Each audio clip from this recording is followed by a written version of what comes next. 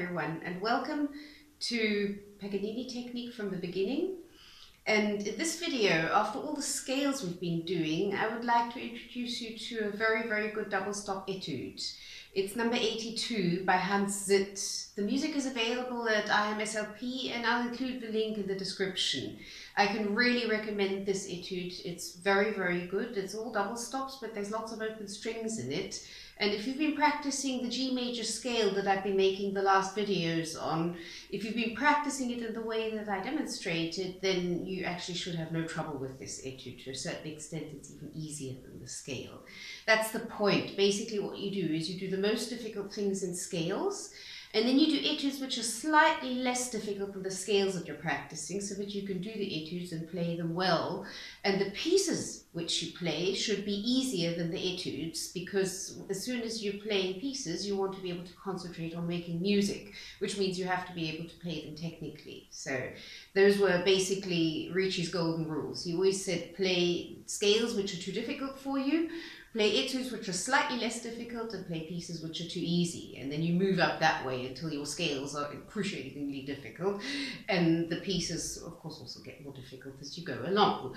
So basically, that's the etude that we're working on, Hans Sitt, number 82.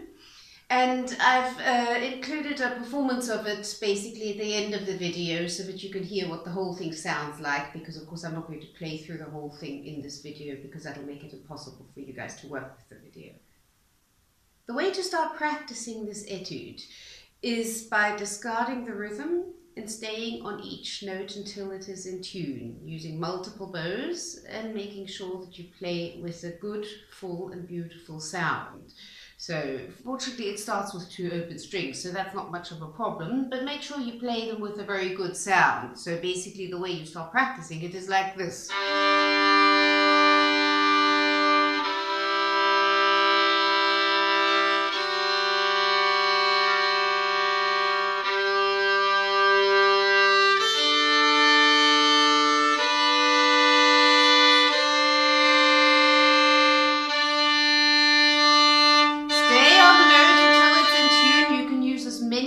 As you want. And one thing which is very important right from the beginning when you practice this is to concentrate on the pure intervals. That's unisons, fourths, fifths and octaves, because they are easiest to hear. So when you practice,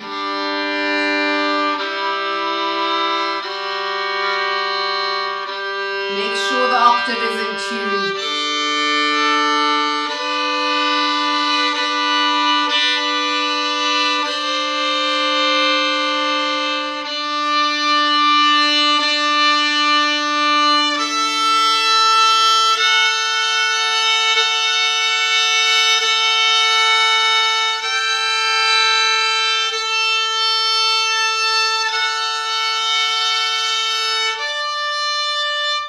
Work your way through the whole etude that way. It takes a bit of time, so depending on your practicing time, you can divide it up. You can work through half the etude on one day and work through the other half on another day, or even just go line by line. It doesn't matter, just as long as you're practicing it. So that's basically the first step of practicing it. Stay on the note until it's in tune, no matter how many bows you need. Don't worry about the rhythm, you can add that later on. And concentrate on getting the pure intervals perfectly in tune. In bar 5, you have a unison with your 4th finger on the A string, playing the E together with the open E string. And for some reason, Hans Sitt didn't include the same unison in bar 6 and 7, but I would strongly recommend you do that because it's excellent training for your 4th finger. I'll show you. You come in bar 4,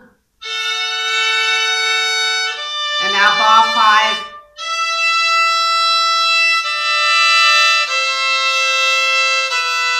And bar 6.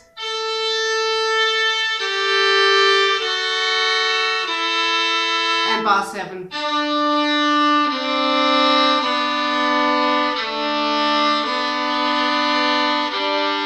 So include the unison in bar 6 and 7 as well. And when you're coming down, you have a 4th to play with your 1st finger and open string. Make sure that one's in tune. That's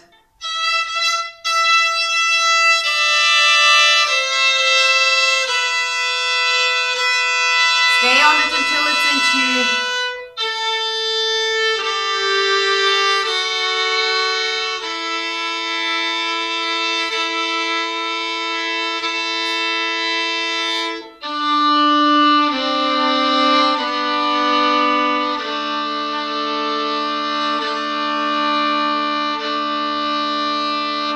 Be very, very critical with the pure intervals because they really absolutely have to be in tune. You're training your ear then to be critical, and it'll become more critical with the other intervals, so your intonation will improve. So basically that's that. And the next step, what you do is you start slurring two notes together, but slur all of them together. I'll show you. That's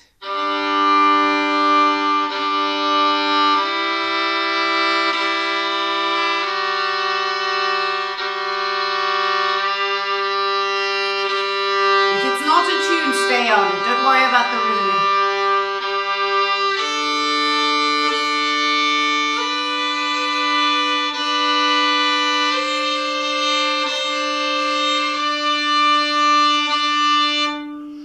That's basically so that you get used to slurring the double stops together. But if it's not in tune and you need a couple of bows to get it in tune, then give yourself those bowings.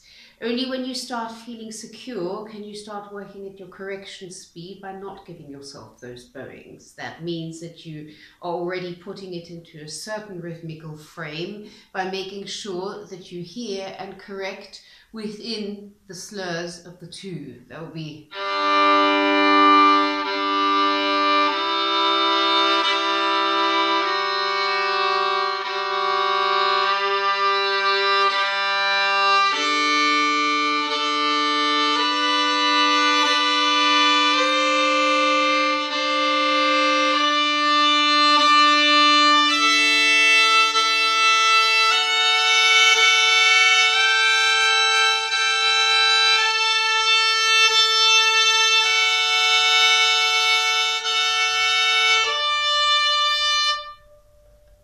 basically, hopefully you actually heard my small micro corrections, because if you did hear them, that means that your ear is already getting trained. So let me know in the comments, because that's very interesting.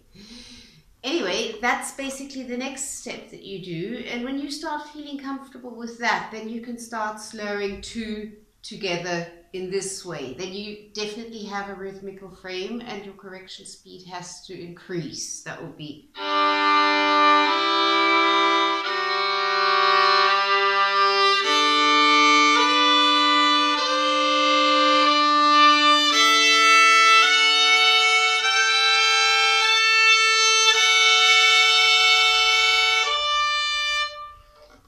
work your way through the etude that way.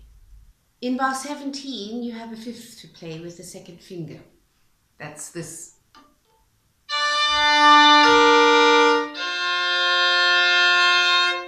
I'll explain a few things about fifths.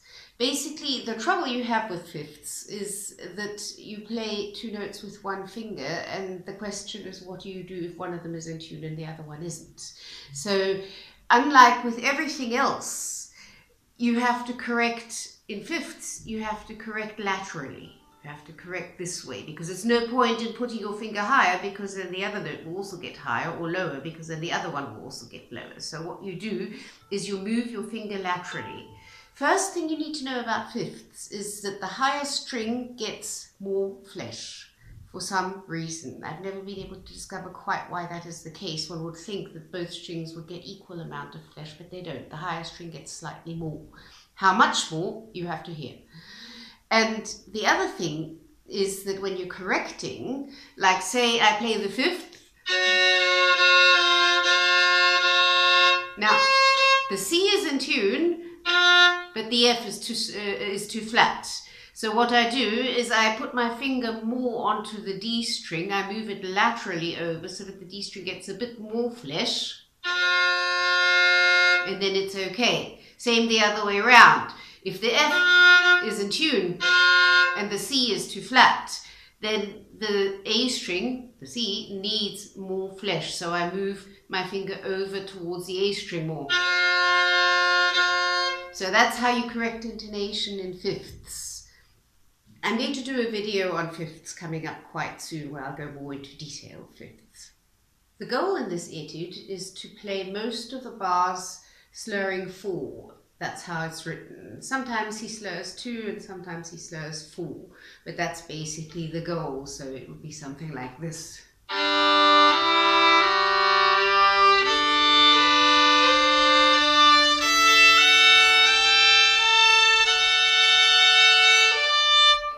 That's basically the way it's written, but if you can't get it up to that speed, don't worry about it. Even if you play it at a very slow speed, slurring 2 together,